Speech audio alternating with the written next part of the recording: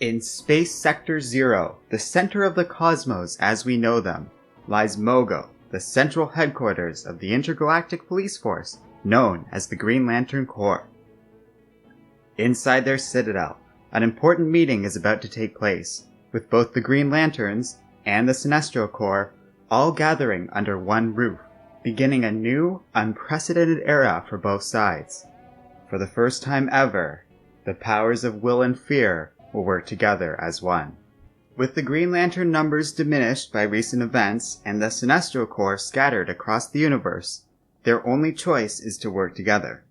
All Green Lanterns will be assigned partners with a member of the Sinestro Corps, while other Yellow Lanterns who are bound to start cropping up will be given a choice: redeem themselves or face prison. The Yellow Lanterns have lost the ability to track their missing comrades, so the first mission of this uneasy collective will be to hunt down the missing Sinestro Corps members, and if necessary, bring them in by force. During the meeting, Hal Jordan and Kyle Rayner leave early. They are needed elsewhere. Kyle is particularly important for this mission, as only a White Lantern, embodying life itself, can tap into all 7 colors of the emotional spectrum. They arrive on a dying planet on the verge of collapse, and Hal asks his friend to search the planet for any trace of hope. Though he isn't sure why the last Guardians of the Universe wanted them to investigate a planet about to collapse in on itself. Kyle does indeed find a trace of hope though, and it does not take them long to find St. Walker, the last Blue Lantern, surrounded by a strange being called the Misery Mound. Back on Mogo, the Lanterns set out to find the rogue Sinestro Corps members, but Guy Gardner has disappeared, leaving his lantern ring behind, planning to seek out one specific Yellow Lantern on his own terms. Meanwhile, the Misery Mound captures Kyle Rayner and Hal Jordan, while taunting St. Walker. Hope will not save him or his friends. It begins to sap away the strength of Kyle and Hal, showing them a potential future filled with happiness, only for it to take it all away. However, St. Walker knows his friends better than that. They are the White Lantern and the greatest Green Lantern that ever lived. Taking away a happy ending doesn't take away their hope. It inspires it. The being is defeated, and hope is returned to the dying planet. The Misery Mound was a strange being which Walker explains emerged and attacked this world when hope was lost. But it has been dispelled now, and with a seedling Walker preserved, hope returns. All will be well.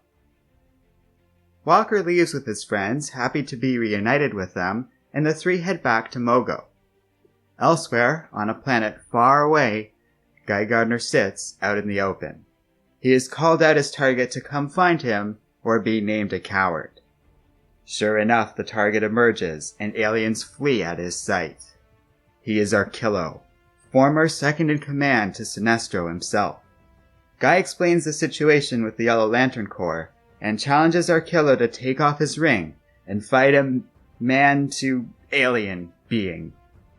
So Arkillo agrees to all of this, in the name of Sinestro, taking off his ring and savagely attacking his foe. The two begin a proper fight. This goes on for some time, until John Stewart and de facto Sinestro Corps leader Soranik manage to track the 2 Rogue Lanterns down. Soranik wants to stop the fight, but John decides to let it happen. Guy started this, he's going to have to end it. As Arkillo begins to strangle Guy Gardner, the man strikes back and rips out the alien's eye. Badly beaten, Arkillo chokes out a surrender. On Mogo, Ganthet smiles. Their old friend, St. Walker, has returned. The Blue Lantern greets Mogo, who recognizes the footsteps of his old friend. Life on the planet is busy at the moment, as more and more rogue Sinestro Corps members are being brought in.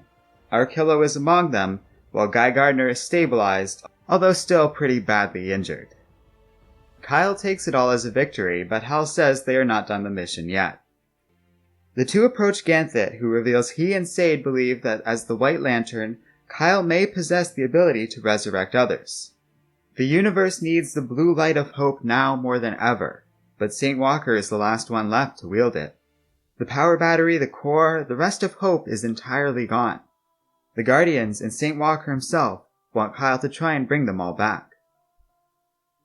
Meanwhile, Guy Gardner visits a still recovering Arkillo, returning a tooth he knocked out of the alien. Guy confesses that he sees a lot of himself in Arkillo. He's sorry about the fight. It had more to do with his own baggage than the alien, but he has to admit he's never faced a tougher opponent. Not one-on-one like that. Now, the only thing he can think about is how fun it would be for the two of them to beat the bad guys together. Kyle agrees to do his best to restore the Blue Lantern Corps in spite of the clear danger it will present. He makes contact with his friend, St. Walker, and white energy surges from them both. It is too much and begins to kill St. Walker, but everyone insists that Kyle keep trying as hard as he can. The energy builds and life begins to surge all over Mogo, uncontrolled and without restraint. St. Walker senses a presence before a white beam of energy launches out into space and all goes quiet. The resurrection has failed, and the new life created by the ring on Mogo withers and dies. Something stopped the resurrection, which deeply worries Ganthet. Nothing should be strong enough to do that.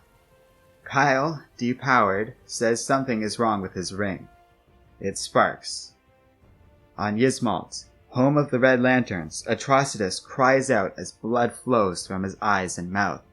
On Earth, Barry Allen senses something is wrong.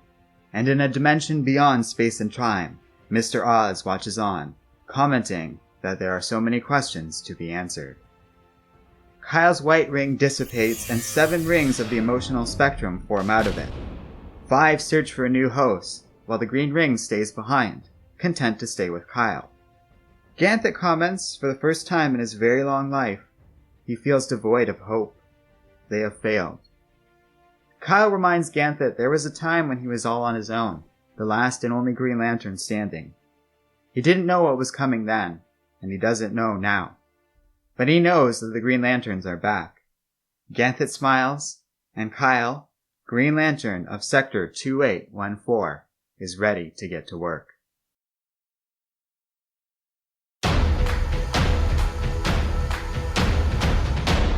Hello and welcome to Comic Island. My name is Arden, and this is my review of Hal Jordan and the Green Lantern Corps, The Quest for Hope. So recently I vowed to take a closer look at some Green Lantern comics, since we never really have been that thoroughly covering this corner of the DC canon here on Comic Island. This story looked interesting, and I wanted to see what happened in it, since I've always really liked the Blue Lanterns. It was cool having a very pacifist, almost Buddhist core, and one that wasn't terribly powerful either. It's an interesting notion that the Blues are pretty much just little envoys that go out and try and help people. They don't really make constructs or have special abilities like the other Lanterns, beyond the basic aura that the ring gives them, and all the other Corps. However, that all changes when they're in the presence of a green power ring. Then they become very powerful. It's a neat little detail, an idea that hope is good, but better and only truly useful when you have the willpower to match it, to make your hope a reality. So I like the Blues a great deal. They might be one of my favorite Corps. You thus might imagine my frustration when after Jeff Johns left the world of Green Lanterns to go on to Justice League and the stuff he's doing now, most of the Blues and the Corps itself were largely destroyed save St. Walker, Ganthet, and Sade. For this reason, and many more, I kind of lost interest in the Green Lanterns, especially as things devolved into more of lanterns fighting lanterns, and this whole boring analogy for environmentalism that drove me away during the bad old days of the New 52. Happily, after reading this story and a few other Green Lantern comics, it is safe to say those days are behind us. Like most of Rebirth, the Green Lantern comics have experienced a marked improvement. Yes, the Lanterns are still mostly dealing with other Lanterns in this story and some previous. But at least that's moving the story forward. It's not just treading water like the older comics were. They're also doing this while showing us alien worlds, new content and characters, and tying things directly into the larger narrative of Rebirth, all of which is very cool. For example, that Misery Mound thing wasn't around for long, but it was a cool, completely new idea. We've reached an interesting point in Green Lantern history where the old guard has basically been put in charge of the entire Corps. It's very cool seeing John, Hal, Guy, and Kyle all responding to this and finding their place within this new dynamic. It moves the story forward in a big way. Meanwhile, the Green Lanterns remain tethered to Earth with the new Lanterns, Simon Baz and Jessica Cruz, operating there and learning the ropes with the new Justice League. It's all a nice choice on the part of DC. It makes things feel like they're progressing. The older guys have kind of moved up in the ranks of the Green Lanterns, while we have very different characters that give us this unique take on the whole Green Lantern dynamic. It represents a greater trend in Rebirth I really appreciate. This all sets the stage for Quest of Hope, and I've got to say, it's been a long time since I've enjoyed a Green Lantern story as much as this one. Probably not since the days of Jeff Johns. I think it's a really cool idea that the Sinestro Corps, which never felt evil per se, more just a group that frequently attracted villains, and also had a very different philosophy when it compared to the Green Lanterns. There's a whole point of Sinestro rebelling, and Batman being an occasional wielder of a yellow ring after all. So it's cool to see them working in a new dynamic with the Green Lanterns, and I like how the two groups are together because they basically need each other. It's going to be a very interesting dynamic going forward. I also really enjoyed Guy Gardner's arc for this reason. It's very obviously the B story here, but it's so entertaining it could have very easily carried an arc all on its own. It delves into Guy Gardner's past nicely, and he pairs well with Arkillo, signaling how great it's going to be when the comic basically states they're going to be working together after this. It's good and shows how fun the idea of the human Green Lanterns running the show can be.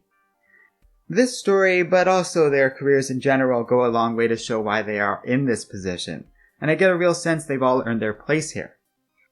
John doesn't do a lot in this particular story, but I think his background and personality actually make him an ideal leader for the Corps out of the humans, especially when we compare and consider the more bullheaded Hal Jordan that doesn't really fit as a leader, if you ask me. Don't get me wrong, this is Hal's story and he is the focus here, and that's a good thing. But I like that he's sort of become this pseudo-high-ranking free agent sort of thing. That really works. His is the main story that is the meat of Quest of Hope, really focusing on Kyle Rayner but using Hal to tell that story, and it's pretty awesome. As you might imagine, I wanted the Blues to come back in this story. You could say I was really hoping for it. And they did kind of tease it, only to pull it away last minute, but I have to say I like the ending of this story a lot more than I don't. I think it was very cool our heroes legitimately tried to bring the Blues back, and it seems like they did everything right only for it all to fail. Something went terribly wrong, likely something directly involved in Rebirth, and not only did it not work, but it backfired, and Kyle lost his white ring. It was a good little twist. Our heroes didn't have any moral failings, they didn't forget something or make any bad decisions, they just failed, and it cost them. And that sucks for them. You really feel bad for Ganthet that he just lost out on an opportunity to bring this thing he started back. And worse still, it cost them a very powerful source of energy, life itself. But it's a sinister moment where we see just how badly something is messing around with the DC universe, and just how powerful that mysterious force is. I didn't really expect any of this, but I loved it. Especially how they deliberately picked 3 characters to show the reaction of the world to the ending of the story, and they picked some good choices to make the points they wanted to make. Atrocitus shows us it involves the Lanterns. We see Barry react because of his ties to the Speed Force, the Blue Lanterns, and his unique role in the multiverse. And finally, Mr. Oz confirms it's all connected to the bigger Rebirth story. I'm not gonna lie to you guys, this moment stuck with me. I guess I just didn't really expect it, but I think it was a powerful moment too, the way they set it up and kind of had this letdown, but gave it a little optimistic twist, and it was just a really strong moment for the comic and the story. A really solid way to end this arc. I greatly enjoyed Quest for Hope. DC has made Green Lantern great again. You should definitely check this out for yourself, and keep an eye on the rest of the Green Lantern comics because they're doing some cool stuff with it. Robert Venditti and everyone on the art team did some fantastic work here. There's some amazing panels and excellent moments of storytelling. Quest for Hope comes highly recommended from me overall, as is the series going forward. Thanks for watching this video. Let me know what you thought of Quest for Hope in the comments section below. And don't forget to like, subscribe, and keep reading comics.